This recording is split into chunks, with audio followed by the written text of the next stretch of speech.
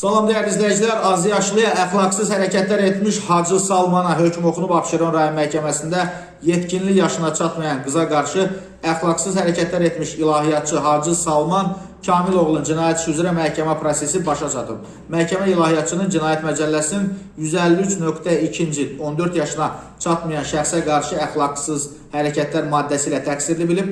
Məhkəmədə ifadə verən Hacı Salman azyaşlıya qarşı heç bir pis niyyətinin olmadığını, ona qarşı seksual zorakılıq etmədiyini deyib və buna dair ekspertiza rəyi olduğunu bildirib. Lakin məhkəmədə onun ibtidai istintaqa verdiyi etiraf edici ifadə elan edilib. Həmin ifadədə Hacı Salman küçədə gördüyü 11 yaşlı qıza qarşı hisslərinin oyandığını və onun yanağından öpdüyünü, kənara çəkərək digər hərəkətlər etdiyini deyib. Məhkəmənin hökmü ilə 1988-ci il təvəllüdlü Hacı Salman Kamiloğlu'na 3 il 9 ay həbs cəzası verilib. Qeyd edək ki, hadisə ötən ilin iyunun 22-sində saat 19 radələrində Abşeron rayonunun Masazır qəsəbəsində baş verib. İttihama görə Hacı Salman 11 yaşlı qızı küçədə maşınına dəvət edib və ona qarşı seksual xarakterli hərəkətlər edib baş vermiş hadisə kameraya düşüb və qızın yaxınlarının polisə müraciətindən sonra araşdırmalara başlanılıb. Növbəti gün Hacı Salman həbs edilib.